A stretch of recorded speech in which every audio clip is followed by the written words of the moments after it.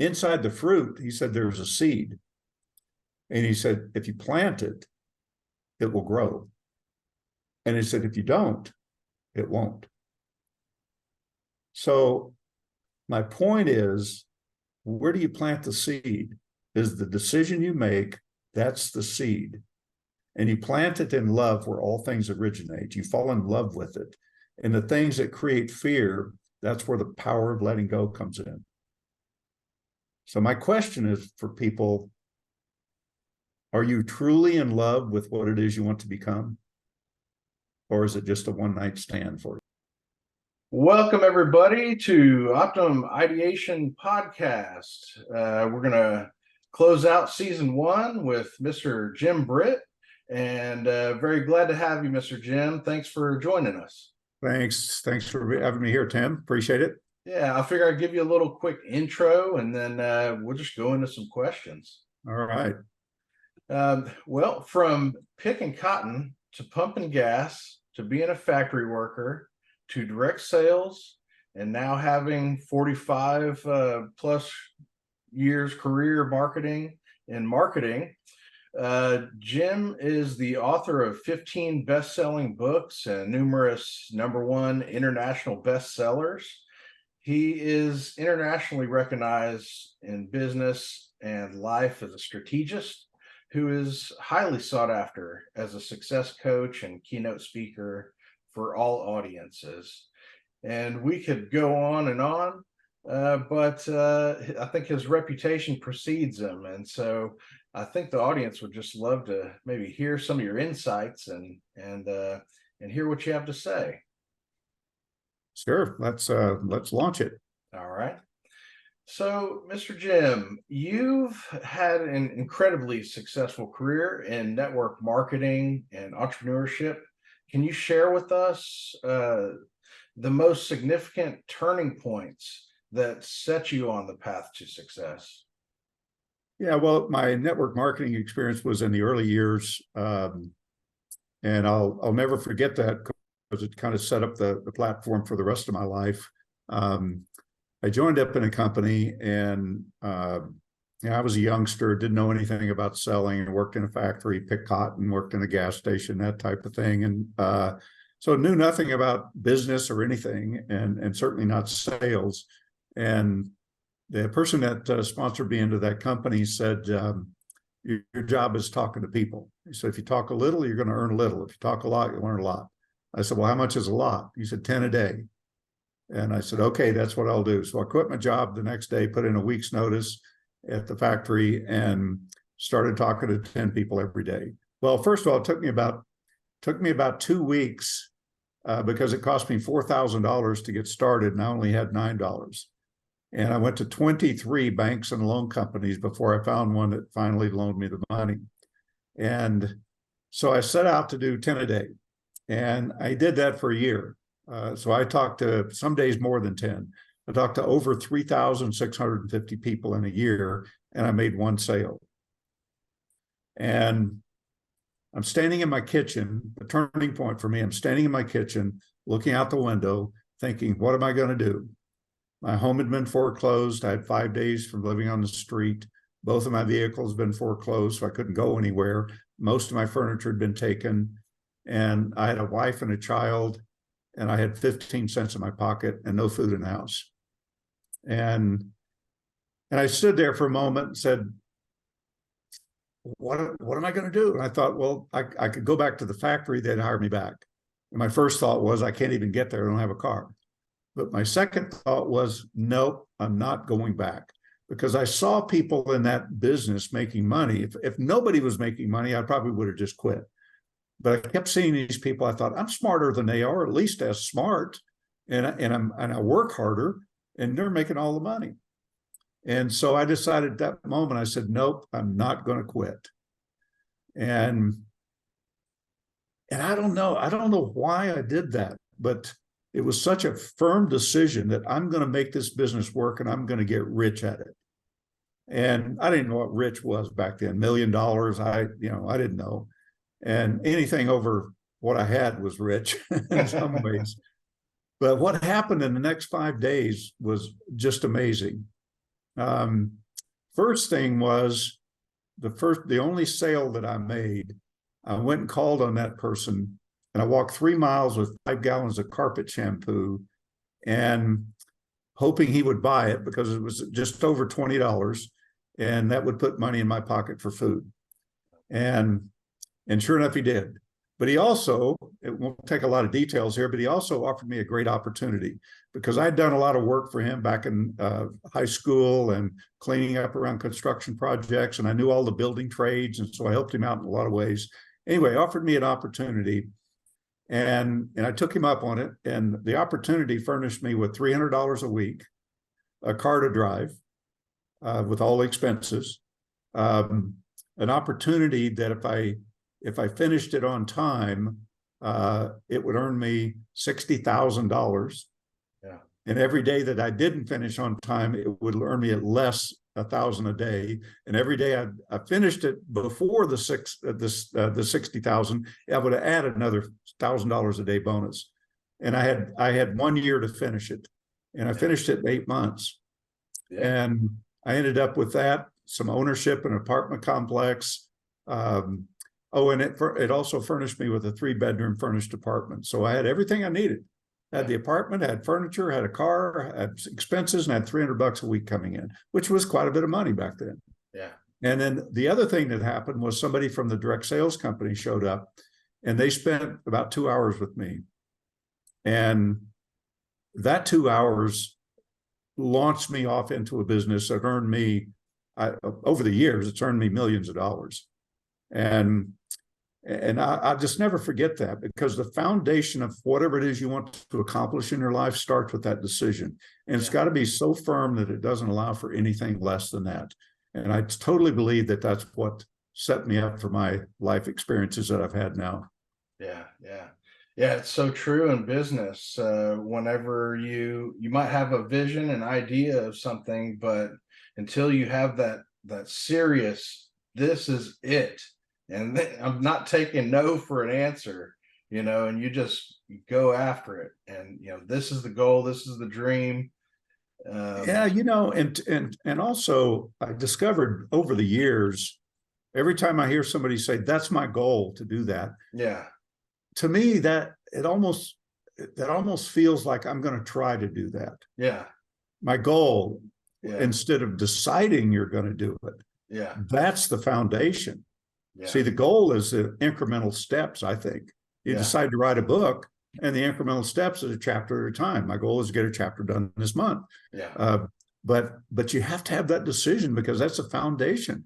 And it determines how you show up to the world and how the world shows up to support you in your endeavor. Yeah, very well said. Yes, sir. In your discussions on the power of letting go, can you share what aspects of your life you had to release to achieve your personal growth? Probably all aspects of my life. What I discovered years ago is that, we all have a core belief that we have about ourselves, and it's based on the programming that we have. That we've done over the years. Our parents start the programming, and then we build upon that, and we learn new things. And the more we repeat things, that become habit patterns. And we probably have hundreds of habit patterns that we couldn't live without. How you put your pants on or something. I mean, you always put the same leg in first. That's a habit. You get in your car, it's a habit. You know how to drive it. You don't have to relearn. So there's so many things that we have that are habit patterns, but those are the positive ones. We also have the negative side. Those become habit patterns that become second nature to us. We don't know we have them. Yeah. I mean, we have no clue. We may think, I'm always late. I'm a procrastinator or whatever. We may see things like that and kind of joke about them, but it really is a habit pattern. And it can be very, very destructive. And the reason we have that habit pattern is because we have a core belief about ourselves that's a blind spot, and we can't see it. Yeah. And it's been developed over the years. And so when you mention the power of letting go, when you're caught in that belief and you can't see it, you're disempowered. You're moving forward, you see the problem, that's a given. You see that you're broke or you're struggling financially, or your relationship's in conflict, or you need to get healthy, or you can see the problem. And we even go out searching for answers. But what we find is that core belief hitting us right in the face every time we do. And so once you decide what you want, the power from letting go comes from, okay, I've decided I want to do this. Now, every action you take from this point forward is going to move you toward that or away from it. Success at anything is that simple. Just think about it. But you have to decide first. If you don't know what you want, then it doesn't matter. Just take off in any direction. Yeah. But once you decide, that's the key. Is it moving you in the direction you want to go? And when you go in the direction you want to go, you're going to be faced with obstacles. You're going to be faced with little failings along the way. Yeah. And what do you do with that? You're going to be faced with rejection and things like that. Well, that's where the power of letting go comes in. People say, well, no, it's not. Let's say that I have this mouse in my hand. Does that mean I have to hold it in my hand the rest of my life? Yeah. And the answer is no, I can lay it down. Something happened to you in the past. It's not happening to you now, unless you bring it into the present. Yeah. Then it's probably more real than it was in the past, because you built it up on it over the years. So there's real power in letting go. And it applies to any area of our life. Let go of the things that distract you. Let go of the things over which you have no control. Let go of the things that's not moving you in the direction you want your life to be. Yeah, very well said. Yeah, and then whenever you find these items, these things that you're covering up inside yourself, and you say, wow, it was me that was blocking this. And then it's like, poof, peel that layer off. Yeah, I had an experience many years ago. I think I wrote about it in one of my books, but I was going through conflict in relationships, and I'd gone through a divorce. My 2 kids lived in another part of the country, and I was in the bathroom one day, and I've started to leave, and as I walked out, I see the big mirror, and I catch my reflection in the mirror, and I stopped and I looked. And if you've ever tried to do that, look at yourself. I mean, truly look at yourself in the mirror. Yeah. Look into your own eyes. Yeah. And I found myself trying to look away. Yeah. And then finally, I put my hands up against the mirror, my face about this far from it. And I said to myself, I'm going to look at you and you're going to look at me. Yeah. and I truly looked into my own eyes. It's almost like you see your own soul. Yeah. And then these questions came to mind. Yeah. What's it like for my children having a parent like me? Exactly. Yeah. What's it like for my students in my seminars hearing from me? Yeah. What was it like for my wife having a husband like me? Yeah. And man, if you ask those questions and you really listen, you get answers. Yeah. And sometimes you don't want to see it. You don't want to hear it. You don't want to hear the truth, but the truth will set you free. And that's what that means. Yeah. Is once you see the truth, you are free. Yeah. Yeah. And it's the truth behind who you are, is the way I see it. Yeah. Yeah. Yeah. Yeah. With my first children, I was still, I went to school, I went to college, and I was in a fraternity, and we were all the whiskey drinkers, and that really stuck with me for many years. And being in pipeline construction, it didn't help. And so when I first got married, I was still drinking, and then I just kind of had this reflection, like you said, sitting there looking in the mirror. I'm 300 plus pounds at that time, and just I have a whiskey drink there. Not happy with myself, even though I'm running companies and managing companies and people, making good money. I was just not happy. And it was like looking in the mirror at that and just realizing this is not who I want to be or who I should be. And it, like you said, it's just such a wake-up call to sit there and look at yourself and be disgusted and peel those layers off of, this is not who I want to be. Well, now we're making the decision to make these changes. yeah, and I think that, you know, if you want to become somebody different, or I should say, if you want to have something different in your life, you've got to become somebody different. Yeah. You know, it's not the other way around. It's like, I asked a group one time, which comes first, your success, or, you know, or let's say if you wanted to be a millionaire, which comes first, making the million so that you feel successful, or feeling successful to make the million? Yeah. And most of them chose the first one. Once you make the million, you'll feel successful. I said, no, it's the other way around. Yeah. You got to feel that you got to become a millionaire before you're going to bring that into your life. Because if you don't, you're not going to see the opportunity showing up around you. Why would you? Yeah. If you haven't decided to have a certain thing, why would you see an opportunity? So, you know, if you're just giving it a try, well, that's not going to help things show up either, Yeah. except people that support you in giving it a try. And if you look up the word try in the dictionary, the definition is to struggle. So let's don't be trying things. Yeah. It's so funny how our language is so tied up in it, you know, almost like spelling reality. Well, you know, that's a good point, because if you take a series of letters and you know, and put them in a sequence of some kind, that's called spelling, right? You spell a word.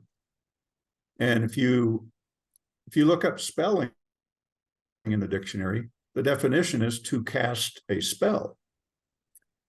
So words cast spells. It's like I'm casting a spell on you, but even more so, I'm casting one on me for what I'm talking. Yeah. You know, so you hear it, I hear it, and I'm saying it at the same time. I feel it. So, and if you take a series of words and put a period at the end, that's called a sentence.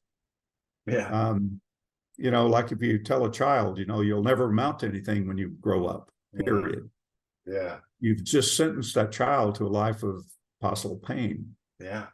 Hardship. So it's, you know, and then if you take a series of sentences, that becomes a paragraph, and pretty soon that becomes a whole book, and that's your life story. Yeah. So the question is, what do you want your life story to be? What legacy do you want to leave? Yeah. You know? Yeah. So you have authored multiple best-selling books and worked with some of the world's top entrepreneurs. Now, what inspired you to share your knowledge through writing and coaching? Well, it's not just through writing, but writing is something, to me, writing is like a calling card. It's like a business card. I've written 15 books, but and I'm on number 16 now. I actually never thought I could write a book. I dropped out of high school mid 10th grade, and English was my worst subject. And I'm still not sure I know the difference between a noun and a pronoun or an adverb or whatever, you know, but I've got a good editor, so I can straighten that out for me. But, you know, that direct sales company I was in, what really came out of that is Jim Rohn was the trainer. And we became best of friends. And later we ended up as a business partners for quite a few years. Yeah. Tony Robbins actually worked under my direction there for about almost 5 years, four or 5 years. But that got me into the speaking business. I've been a professional speaker, has been my main focus for 44 years.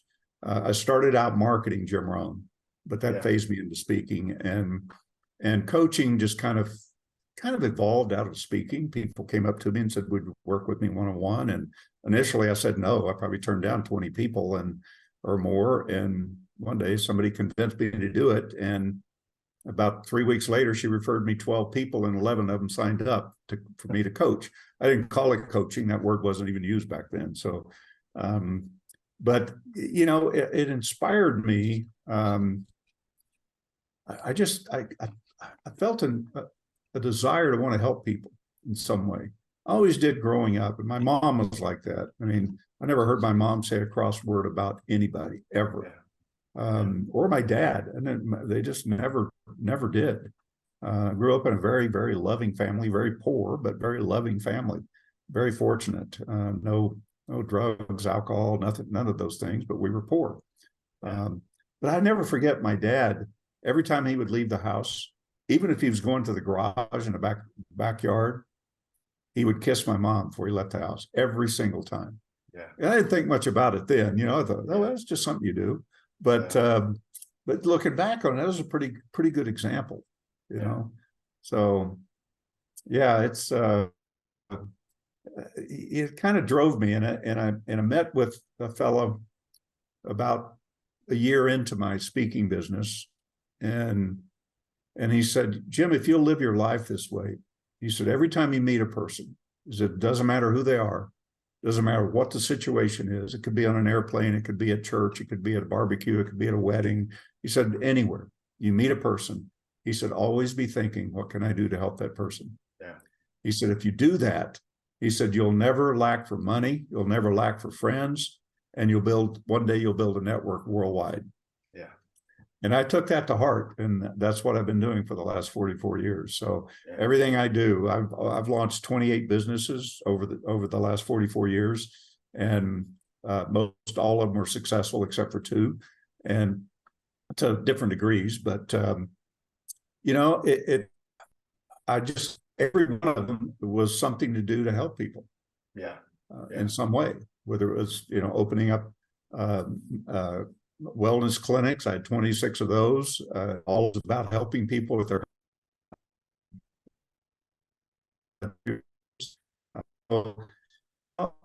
it's just always uppermost mind. Somebody tries to present some technology for me, and I'm going, I don't.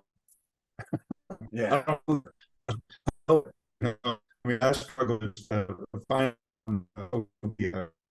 for a long time, but you know, I make up. That's what I do. It's you know, servant leadership is one of the most rewarding things. I wound up I always wanted to help people too, my whole life, and I felt like I wasn't able to do enough of it, just being focused in pipeline construction, midstream oil and gas, and so I always loved the recruitment aspect of my fraternity days, and I always wanted to do something with that. And so we, you know, formed a partnership with some of my college buddies, and wound up making a couple million, you know, during these crazy past few years by recruiting and promoting people, and you know, thousands of interviews during this time frame. I feel like I should have like a Purple Heart or something from this, but you know, it's been really rewarding. It's been like the silver lining to it all, and well, your story it makes a great story. You know, from you know, getting your education and building pipelines, and then now you're helping people. It's you know, I think a lot of people stop themselves because they just don't. They don't have the confidence, or they don't believe that they're worthwhile, or what they know is worthwhile. But man, you know, it only takes one little idea to change somebody's life. I didn't for many years. You know, I didn't really come from much either, and so I left home at 17 and just put myself through college, and you know, worked my butt off full time, you know, but I realized that you have to network, and you have to meet these people that are doing these things that you're not familiar with. And you know, I got to join a fraternity, put myself through that, paid my dues, but I got to see how they, you know, all these people lived, and how their families behaved, and you know, help their kids out, and you know, give them that rung up while I'm over here working. You know, they're at the bar. You know, so you know, but you know, nonetheless, that networking was key, because you know, now I've got friends and connections all over the place now, Yeah, when I first started in the speaking business, Jim Rohn was unknown. He was a trainer in a direct sales company, and we made him pretty well known in California. We couldn't go anywhere that Jim or I, either one, or a few of the others that were real close. Pretty much anywhere you go, you were known someplace. But when I first started, nobody knew who I was, and I didn't know how to get that across to people, and maybe I was a nobody. I mean, in today's world, if you look at social media, everybody on there is your competition. Even somebody posting their breakfast is competing with you because they're competing for space and for likes. Captivating.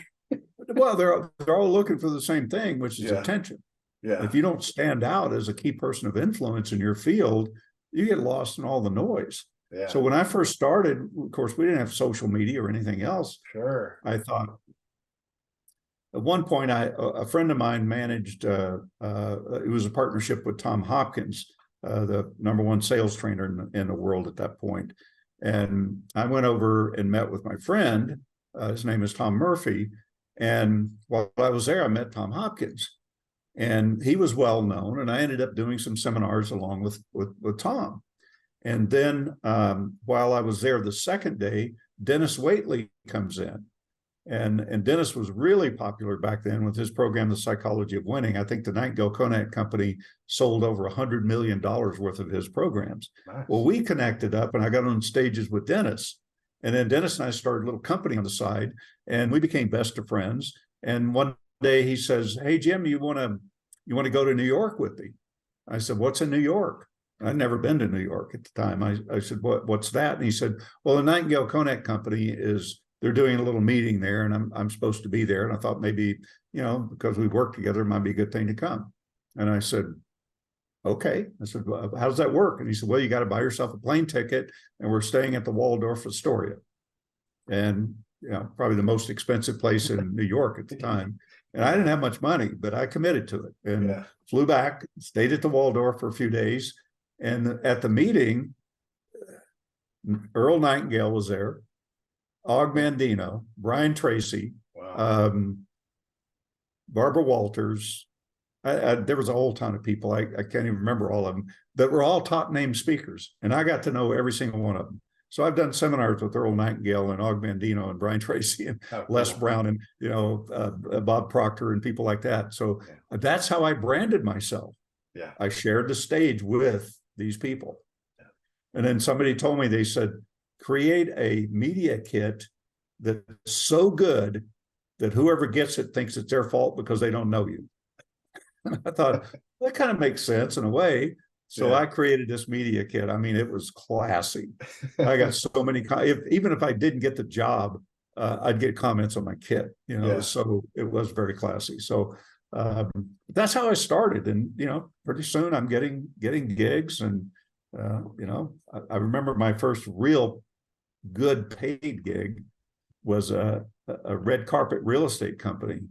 And Jim Rohn was booked in to speak at their big event.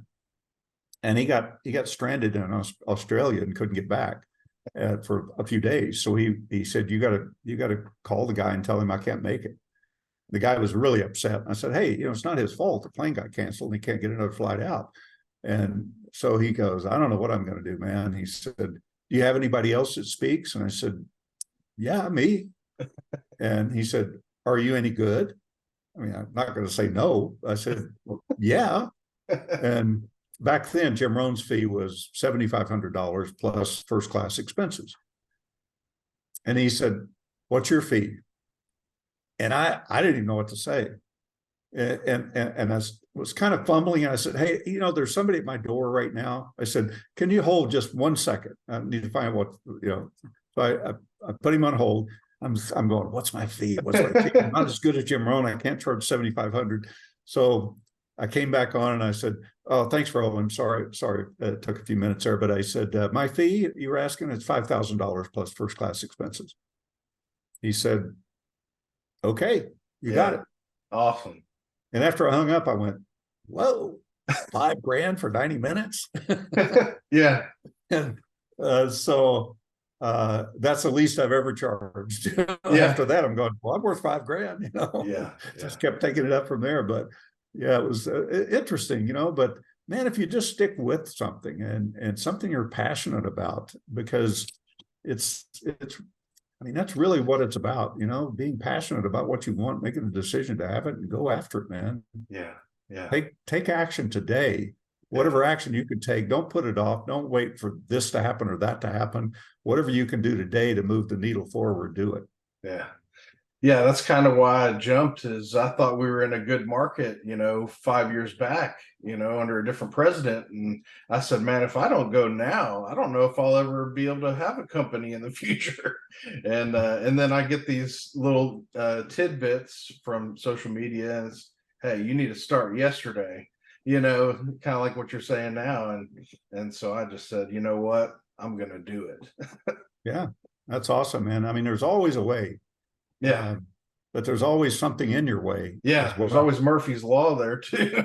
Yeah, but I mean, if it was easy, everybody'd be doing it. But exactly. It's simple, but it's not easy, because you're confronting your own fears, and fears are just made up. They're just stories that you make up in your mind. They're not real. Yeah. I mean, it's funny to me that we're afraid of our own thoughts. Yeah.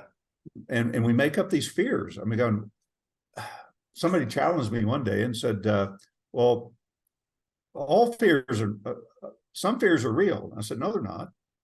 He said, well, what if a lion or a tiger or something is chasing you through the woods? Wouldn't that be a real fear? And I said, no, you're making it up in your mind. What's going to happen when he catches you?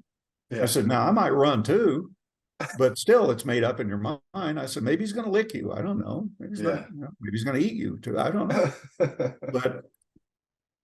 But I think when we step on a stage, if you look at it, do you believe that you have the DNA of your parents in you? I do, but I don't like to think that external factors or anything, even down to our DNA, is like what just defines you. I like to think, well, it doesn't. It doesn't define you, but we have certain traits like our parents had. Sure. And we look at our grandparents. I have the traits of one of my grandfathers.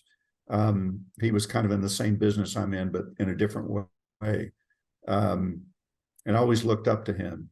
But I must have traits of my great grandfather too, and my great great grandfather, and all the way back until we lived in a cave. And our dominant thought, I would imagine, was how to kill something to eat and how to keep from being killed and eaten. Sure. Two dominant thought processes.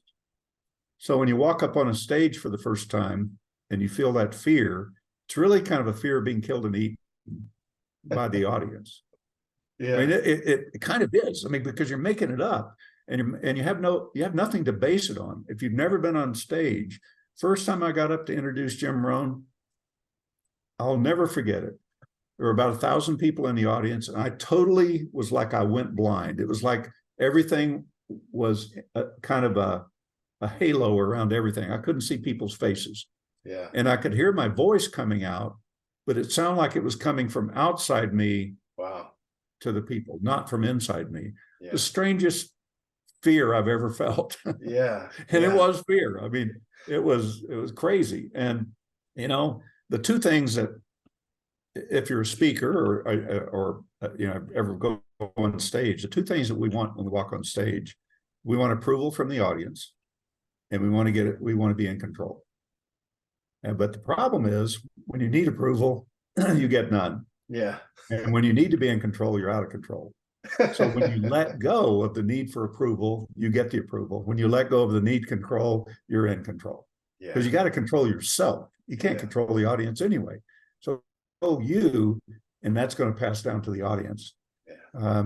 And that weaves throughout our lives, even things that don't work in our lives very well. Is always one of those two needs, either approval or control. Even, somebody in an abusive relationship is a good example. You got one controller, the other one needs attention. The one needing attention is willing to get beat up to get it. The one in the controller is looking for somebody like that so that they can feel like they're in control. Yeah. And it's a perfect match. But if that person needing approval lets go of that need, this person will leave. Yeah. Because they feel it energetically, they feel it. Yeah. And I've worked with hundreds of women that were in abusive relationships, and they can get out of it that fast, and that person just goes away. Yeah. It's almost like a miracle that takes place.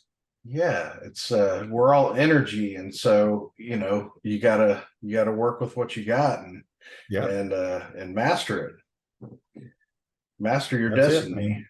Mastering your energy, because that's well, time is really the most important thing that we have, and it's elusive, and it's fleeting, and it's passing us by ruthlessly. Yeah. And it doesn't wait. So you gotta execute. You got to do it now, and not piddle around with imaginary fears and things like that. Yeah. Yeah, I've always felt that way. I've always been like a mass producer as well. So I watched one of your interviews where you were working on an assembly line and you were doing like the work of 4 people. You know, that's kind of how I've always been, is like, I've got this time, I'm going to do the best with what I can. And before you know it, you're doing the work of several people, you know? Yeah, everything that I did, I always would strive to beat my own record. Yeah. I never tried to beat anybody else, but I tried to beat my own record. I mean, when I was picking cotton, started at 6 years old picking cotton, and every day I'd go to the cotton fields. I'd try to pick at least a pound more every day. I didn't always make it, but I tried. I was always like, I'm in a hurry. I got to get this. I got to get 50 pounds today or something. And then when I got to the gas station, I would service people, like, check their tires, check their oil, sweep out their car, did all kinds of things, wash their windshields, and it was always pleasant. And when I'd lube a car or change oil filters and things, I was so fast. I could lube, oil, and filter a car in less than 5 minutes. Yeah. And people would say, "Are you sure you did that?" But I was so fast. And in the factory, I did the work of 4.57 people. That was my best month. Yeah. And I got a little bonus. It was like an extra $5 at the end of the week or something. But I didn't do it for that. I did it because I just kept trying to beat myself. And it made me, over the years, every time I coach somebody, or every time I present a seminar, whether it's online or offline, I always ask myself, how did I do it? How could I have done it better? Yeah. And if you do that, you always find, not always, sometimes you find things that you can improve upon. And that's really key in our professions, to get better and better, compete with ourselves, not with competition out there, compete with you. I love it. So let's talk a little bit about cracking the rich code. You had mentioned networking with different class individuals, was crucial. Could you elaborate on how the program Cracking the Rich Code plays a role in your transformation? Well, I have 2 Cracking the Rich Codes. I have one that's an online automated coaching program, and what it's designed to do is change your relationship toward money.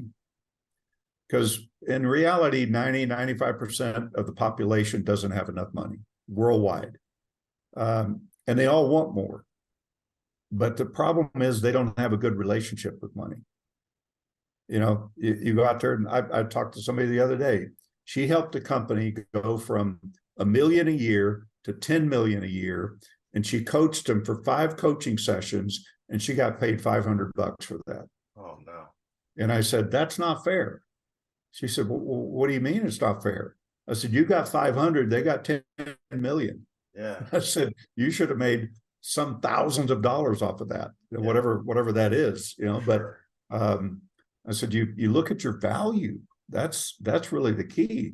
But some people have a bad relationship with money. They're afraid to ask for money.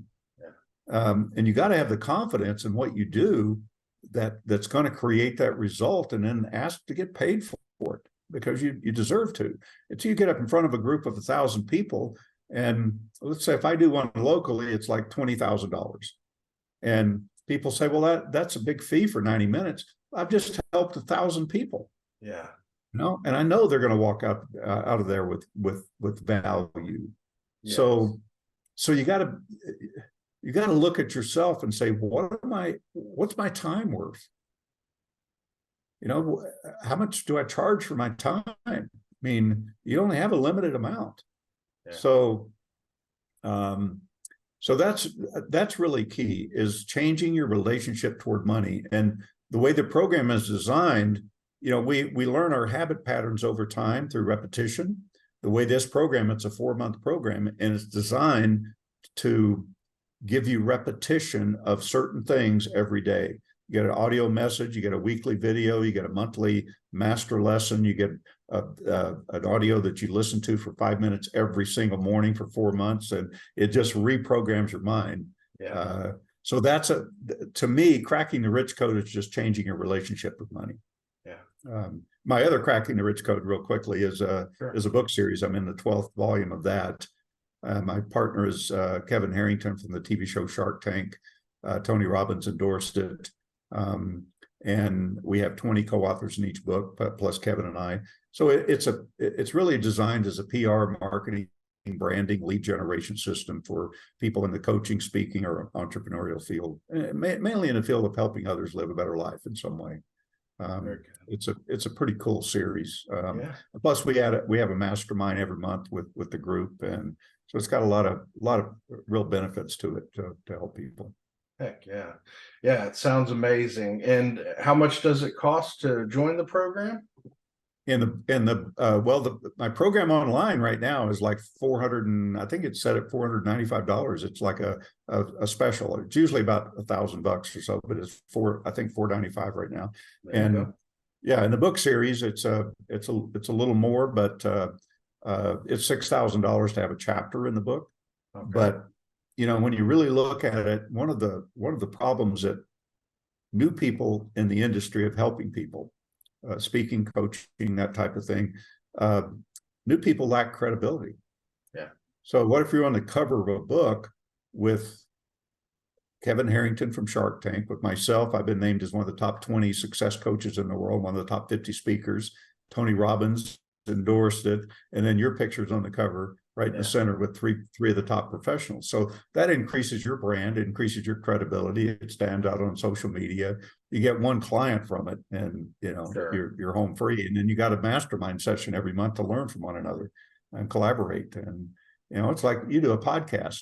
Sometimes I could imagine it's a struggle finding people to be on your podcast. I mean, people you want. Heck, we got 220 co-authors that they cross podcast each other. Yeah. I mean, if any of them want somebody on their podcast, I got 219 people right now that they could invite that would love to be on the podcast. So kind of a cool group, really. Yeah. Beautiful. Beautiful.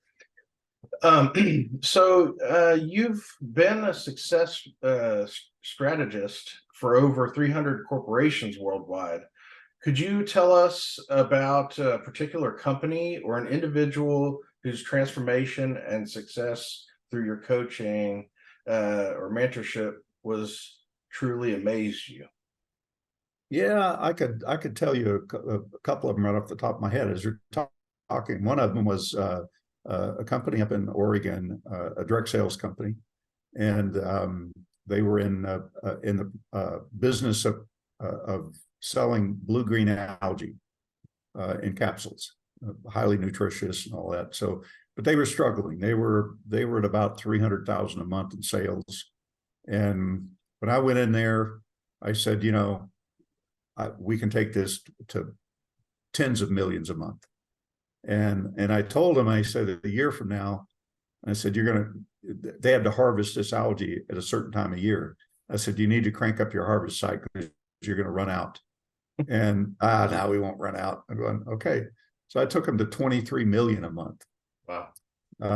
From 300,000 a month. And they ran out at the end of the year. They were out for 4 months and they still stayed in business, which was major. Another company in Canada, same thing. I went in there consulting, and it's kind of funny because I told them what I could do. They were at about the same 400,000 a month or something, and they were about 12 years old. And today they're doing 300 million a year, maybe a little more than that now. But I went in there and told them what I could do, and the director of marketing was there, and the CEO was there. They listened, and then the director of marketing said, "Well, we'll get back with you and let you know if we want to work with you." And the CEO, he says, "Shut up." He said, "This guy knows more about what we're doing than both of us put together." He said, "Tell him whatever he wants, give it to him. Write him a check right now. We'll drop a contract later." Yeah. So, and that was a pretty sweet deal. But the main thing is they're out there doing 300+ million a year and selling nutritional type products. So I've had a lot of successes like that. I've had, I go into companies, and a lot of them think I'm brilliant, but I'm really not. I can see things they can't see. Yeah. It's like that core belief that somebody has that's a blind spot. They can't see it, but I guarantee you I can pull it out of that person and make them see it. Yeah. And the same way going into a company, there's certain things that work and certain things that don't. And if something's not working, to me, it's not what's wrong, it's who's wrong. Yeah. Because some who created that what. Doesn't mean they're a bad person. It just means that they created something that didn't work. So I look at the who's wrong. The one company that I went into, I interviewed everybody in the company just to kind of see who was there. And when I came back and met with the CEO, he said, "What do you think?" I said, "Well, you got a pretty good group of people." I had about 30 people, I think. And I said, "But there's one guy," I said, "John," I said, I don't know, man. I said, "I don't trust him." And he said, "Oh, he's like our son. He's been with us since day one." I said, "Okay, man, I'm just telling you, I just got that feeling." And I said, "And you need to fire your president." He said, "That's my wife." I said, "Well, she'll be the downfall of your company because she's such a micromanager." I said, "When you grow and get big, she'll know every phone call that comes into that company, and that'll destroy the company. She's not going to be willing to delegate anything." Because she was just I said, "Right now she's holding the company together, but later she'll blow it apart." And sure enough, they did. Yeah. And they found out later on, they went in one morning real early. The CEO did, like 5 o'clock in the morning, and found a fax, and it was from Japan. And the guy that I didn't trust was shipping $40,000 a month worth of product to Japan and keeping the money. Oh, no. Oh, no. So I was right on with both of those. But yeah, I don't do a lot of consulting anymore, or more advising. I don't go in and spend time with the company, like I'm there. I might go in and do training and things like that, and do various locations, or might design a custom training program. I just did one about 2 months ago for a company. Well, having been partners with the late Jim Rohn and working with Tony Robbins, you've been involved in shaping the success of other influential figures. What have been the key lessons that you've learned from mentoring such high-profile individuals? Well, when I was mentoring them and working with them, I didn't know they were high profile. But over the years, I've gotten to know these people, and they all become friends of mine. Les Brown and Bob Proctor, and some are no longer around, like Bob, but they all became friends of mine. But I interviewed 12 mega millionaires for a TV infomercial I was doing about 6-7 years ago. Yeah. And took a camera crew around the country, spent over $1 million putting it together. And by the way, it was one of the two businesses that didn't work for me. Really? It was beautiful, but it just didn't work as an infomercial. But it probably helped you in your other businesses, though. Yeah, I think it was not produced correctly. I turned it over to somebody else to produce it, and I probably should have done it myself. But anyway, I interviewed these mega millionaires, and they all had to be worth around 200 million, and they had just started with nothing, and they were all in different industries. And it was pretty amazing that they all had the same traits in common. Yeah. And I had the same traits. I looked at myself at that time. But, you know, real quickly, I know we don't have time to go into them in detail, but one was a desire for something more in their life, desire to help other people, desire to create, desire to have more, desire to become more. They all had that strong burning desire. Yeah. Secondly, they were decision makers. When they decided to do something, they went after it. Yeah. They didn't hesitate. They look at it and go, let's go. And if it didn't work, pull the plug. Yeah. You know, I mean, they were that fast. But they had that decision, that foundation that you need with any project that you're embarking upon. Let's do it. And third, they took action, and they took action quickly. They didn't wait until something was ready. They took whatever action they could take today to move that forward. Yeah. And there's always something you can do. You don't have to wait for your business cards to make calls. You don't have to wait for your website to start moving forward. There's things that you can do. Yes, maybe those things are important, but in the process of doing that, keep moving forward. So they did that. They took action. And when they did, all of them met with failures and things that didn't work. But what they looked at was, it's like Kevin Harrington told me one day. He said, you know what I know about you? He said, you make a decision to do something, you move forward. If you run into an obstacle, you take a step to the left or right and keep moving forward. Yeah. You don't let that obstacle bother you. Yeah. And that's so true. And that's the power of letting go instead of getting stuck with the obstacle. So when they're confronted with that, the average person weighs out the pain of moving forward and changing to the pain of where they're at right now. Yeah. They hate where they are, but they're comfortable. They don't like being comfortable, but they are. But then they weigh out this pain and they go, that's going to be more uncomfortable. mean I got to go talk to people? You mean I got to go do this? I got to go raise money or whatever it is. And they choose this one. So you gotta be willing to endure the pain. Do you think it was painful that I went out to 3,650 people and most all of them told me no? Yeah. Yeah, I got to where I think I expected to get a no. Yeah. But you know what? I look back on it today, people ask me how I handle rejection. I said, I did that when I was a youngster. Right. I did it 3,650 times. I don't have to do it anymore. Yeah. I don't think about rejection. Somebody says no, I'm going, okay, let's move on. Yeah. You know, you don't carry that no into your next sales call. Yeah. You know? Yeah. I sold recruitment. Yeah. I sold recruitment during the coronavirus and oil crisis. Nobody was hiring. So I got my fair share of no's, and even before that. Absolutely. But you just gotta keep moving, man. Yeah. And then you know, they all had that ability to let go, to disconnect from what didn't work and just keep coming up with new ideas. They just say, instead of a failure, they just go, okay, that didn't work that way. Let's figure out something else. Yeah. And instead of focusing on that didn't work, you know, everybody said no, so the business is not going to work for me. You know, it's, when you make a decision to do something, it's like a full circle. And most people live a little opening at the top. And that's their escape route. That's their excuse.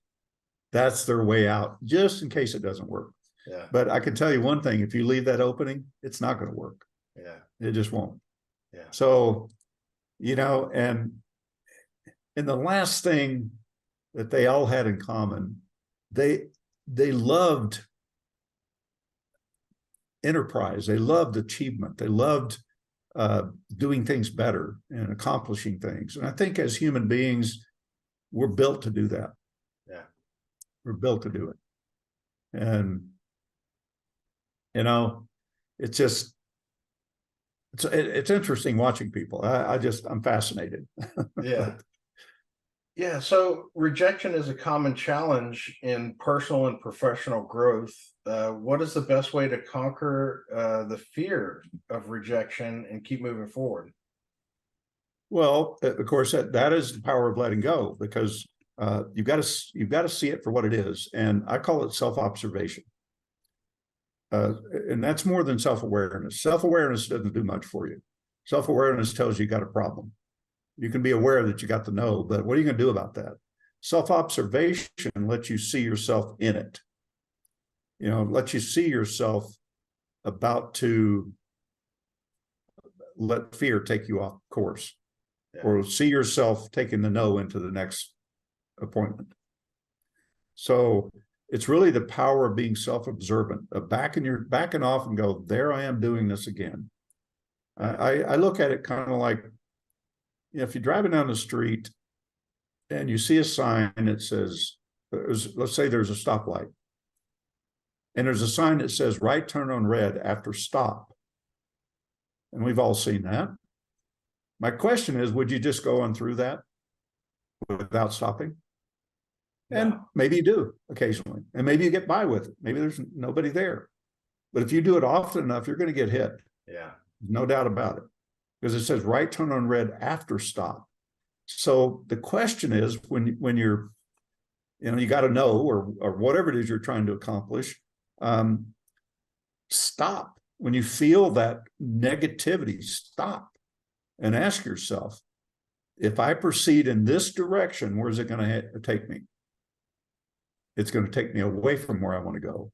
So I need to let go of that and move over here. And that's success at anything is really that simple. Yeah. Yeah. I like how you boil it down and you simplify things. That's what I'm pretty well known for too. Just common sense. Simple, yeah. Common sense, simple answers. Yeah. If you got to get on the side of the road and lay down on a blanket to be able to let go, then it's not going to work. You got to be able to do it while you're driving down the road. My brother-in-law calls me one day, and he's in traffic in LA, and he just called me up, frustrated, and he said, "Oh man," he said, "I'm in this traffic." He said, "It's so terrible, this bumper to bumper. I got this appointment, I can't get to it, and I'm afraid I'm going to be late. It's really important." And I said, "Patrick," he said, "What?" I said, "Where are you right now?" He said, "I'm in the damn traffic." And I said, "Oh, sounds like you're part of the problem." And he goes, "Wow." He said, "I never thought about it that way." That's good. I said, "You're part of the traffic." I said, "You can't control it. Just let go, man. Open your sunroof and get a little fresh air." And he called me later. He said, "After we talked, it was like 1 minute and the traffic opened up." I said, "Well, maybe that was the reason. Who knows?" Wow. So I said, "But it brought your sanity back." And he said, "I made my appointment on time as well." Awesome. Awesome. Well, a couple more questions and then we can kind of wrap up. But, as a expert in peak performance and personal empowerment, you've impacted millions of lives through your seminars. Could you share a particularly heartwarming or inspiring story of how your teachings have changed someone's life? Yeah. There's been so many of my, one that always pops in my mind. I mean, I've helped a lot of people get out of abusive relationships and things like that. But one that pops in my mind was this woman that came into one of my events, and she was the last person through the door. And she was so big, she could barely make it through the door. But she was only looked like maybe 5 feet tall, if that. And she had a cane to walk, and she could barely get around. And there were seats up on the front row, so she comes up and sits down on the front row. And we started up the event, and I went around the room and just kind of get to know the room. What brings you here? What would you like to accomplish? That type of thing. And I come to her and I said, "Well, what brings you here?" She said, "I have no clue." I said, "What, did you wander in off the street or what?" She said, "Well, no." She said, "My best friend, whom I really respect, told me I need to buy a ticket and come to this event." He said, "So I'm here. I don't know why." I said, "Okay, we'll figure it out as we go along." So I later, about hour and a half into the event, I was working with a couple of people and helping them to let go of something. And I walked past her, and she said, "I think I know why I'm here." I said, why is that? She said, well, I want to lose 180 pounds. And I said, well, we're not a weight loss seminar, but I said, see what we can do. And I handle everybody differently in some way.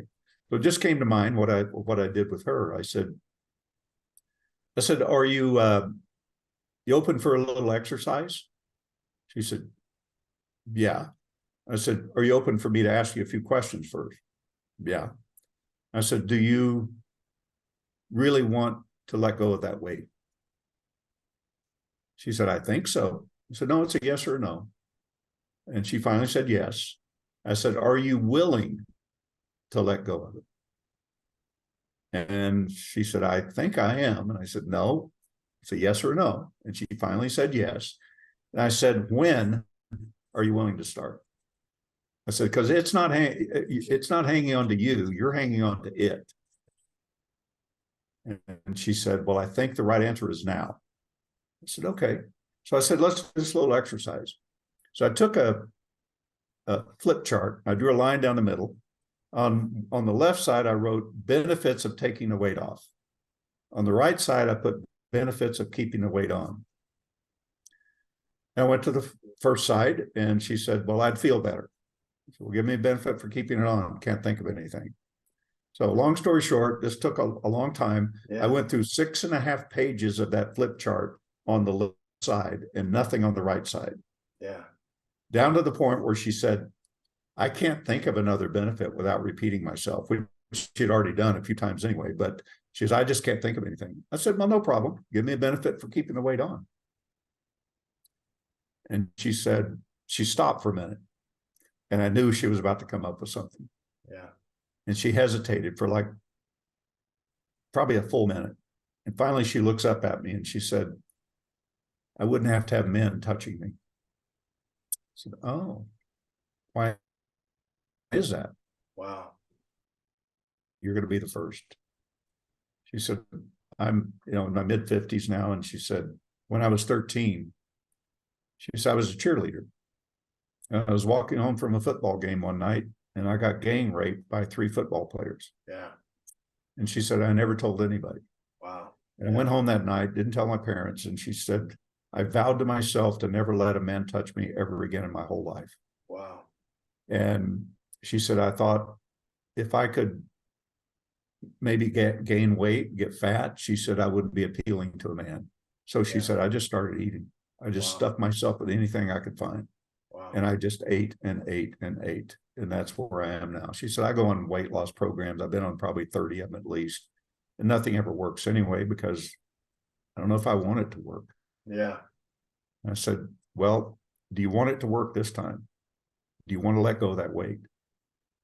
So give me a yes or no. And she said, yes. I said, okay, we're going to do a little exercise here. We're going to work with you a little bit.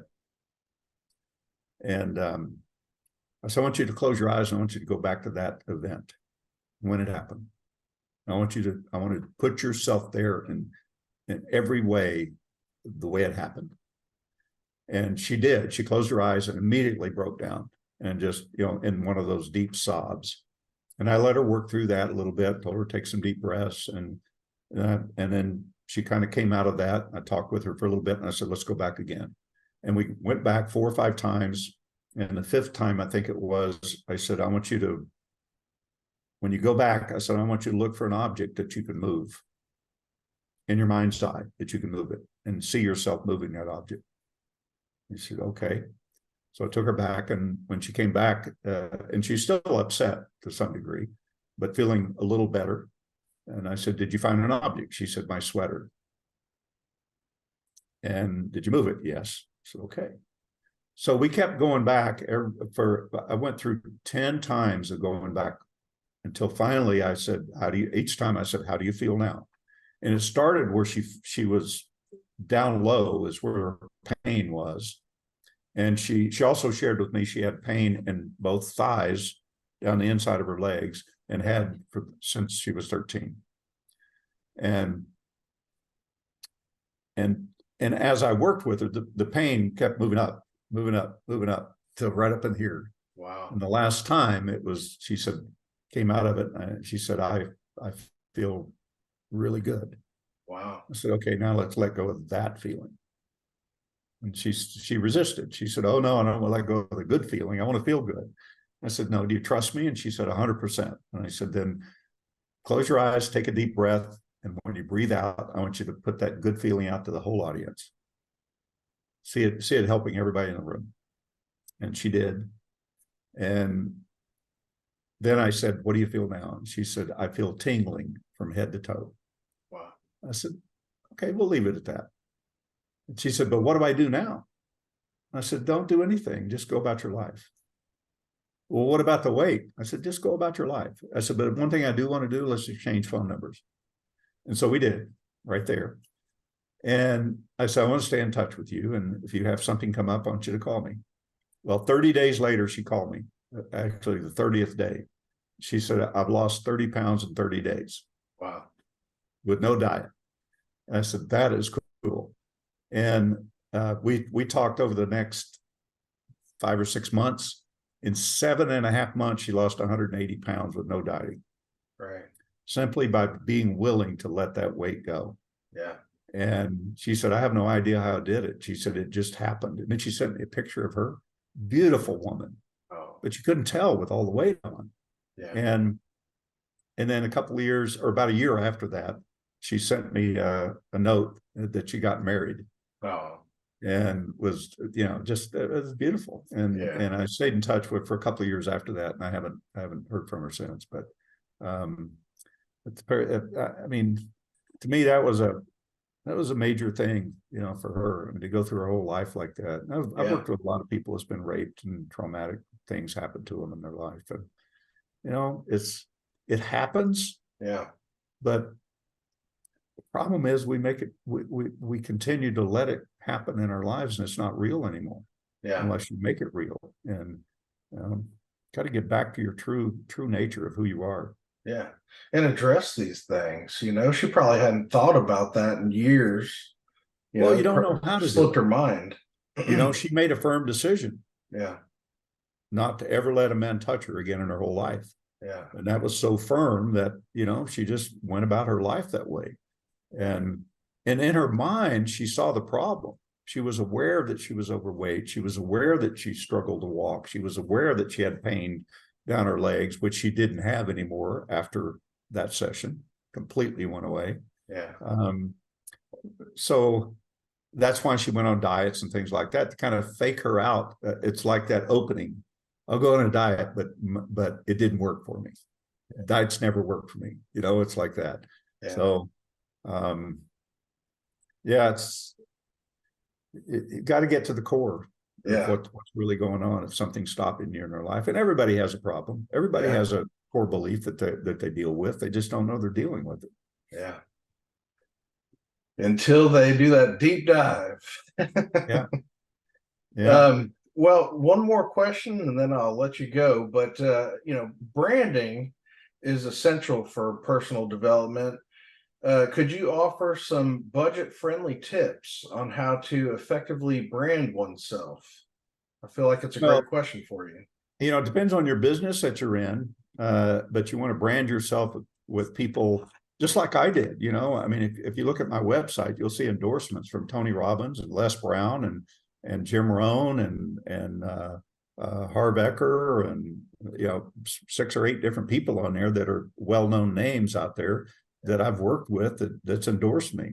Yeah. And if you connect yourself with people like that, it raises your credibility. Yeah.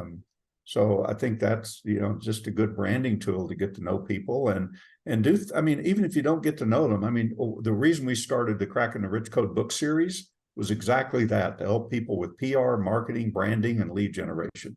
If you don't have that in any business, you're out of business. I don't care if you're opening a restaurant or a coaching business, you need those things. And so that's why we started that, is to help people get branded while they're in the process of creating the credibility that they have and, building a name for themselves. Yeah. Yeah. Thank you so much, Jim. You've been such a pleasant guest, and I'm just so grateful to have this time with you and be able to help share your story and your insights with more people. Can I leave them with one thing? Yes, sir. This is something I try to leave everybody with because it's so important, I think. Years back, you may have heard it on if you watched one of my interviews someplace, but years back, a friend of mine and I used to read the same books, and then we would get on the phone or get together and discuss those books and try to learn from each other, what this meant or what that meant. We were reading a really in-depth book, and he called me one day and we were on one page for like 2 hours. And before we hung up, he said, Jim, he said, what do you think the word resourceful means? I said, I don't know. I said, maybe using your imagination or being more productive. I said, I don't know. Never really thought about it. I said, why? Why do you ask? And he said, well, it's just an interesting word. I said, yeah, I guess so. And that was it. We hung up. Later, I was driving home and I couldn't quit thinking about the word. And it was back before we had the internet. It's been 35 years ago or something. And couldn't quit thinking about it. So as soon as I get home, I go to the dictionary. I look up the word. And it's defined as, once again, full of source, resourceful. I thought, oh, that's pretty interesting, depending on what you think source means. So I looked up the keyword source, and it was defined as where all things originate. It didn't say some things, it said all things originate in source. And I thought, wow, that's pretty powerful, if depending again on what you think source is. And the next day I went to a bookstore and I tried to look up origin of words, other interpretations of it from other languages, and looked in other dictionaries, and I became obsessed for about 1.5 years with that word, with source, trying to find another definition other than where all things originate, which was very powerful. Yeah. And I was in the UK in a small village called Chester, walking down the street, and I see a little sign over top of a back door that said antique books. And I was always intrigued by old books anyway. So I walked in the back door, and the first book I see is a dictionary about 1 foot thick. And it was all tattered and torn. I don't know how old it was. I wish I'd looked at the date on it, but I didn't. But it was well used. But it had a sign on it that said, do not open. But I thought that was for people in the UK. So I went ahead and opened it to the S's, and I was prepared to buy it, I think. I don't know what it would cost, but so I opened it up and I looked up the word source. And it had some of the same things I'd seen before, but one definition popped: source, love. And I went, wow, once again, full of love. Yeah. And I thought, well, how do you take that and apply it in the real world today? I thought about it for a little bit, and I thought, when you make a decision to do something, to have something, to start a new project, to write a book, to whatever it is you're looking for, take a vacation. When you make a decision, you fall in love with it. You create passion, and that's where it comes from. The passion comes from falling in love with that project. Yeah. And I thought, wow, that is powerful. Then it hit me. I thought, there's a flaw in that. If everything is created from love, where does fear come from? It took me about 2 minutes. And I thought, oh, we fall in love with fear. Wow. We fall in love with it. We're creating it out of love. So we fall in love with fear. And I thought, wow, that's amazing. Yeah. And then about 1 year after that, I was in Toronto doing an event, and I went out for a walk with a friend of mine. He and I'm 6'4" and he's about 6'2", and we were out a little bit too far, and we were hoofing it back pretty fast because we were going to be late for the event. Of course, we were the event, so they couldn't start without us, but we still had to get back. And I felt his presence right over my shoulder. It's like somebody walking right next to me with his face about right here. And I could smell the guy. And I was just about to turn around and go, hey, buddy, back off a little bit. He was right. I mean, I could smell his odor. And just as I did, this guy had two voices coming from him. And the first voice said, and God created man. And the other voice said, I know that. And he said, but then God created woman. He said, yeah. The other voice said, I know that too. And he said, but then God created fruit. And the other voice said, fruit? What does fruit have to do with anything? And the other voice goes, well, inside the fruit, he said, there's a seed. And he said, if you plant it, it will grow. And he said, if you don't, it won't. So my point is, where do you plant the seed? Is the decision you make, that's the seed. And you plant it in love where all things originate. You fall in love with it. And the things that create fear, that's where the power of letting go comes in. So my question is for people, are you truly in love with what it is you want to become? Or is it just a one-night stand for you?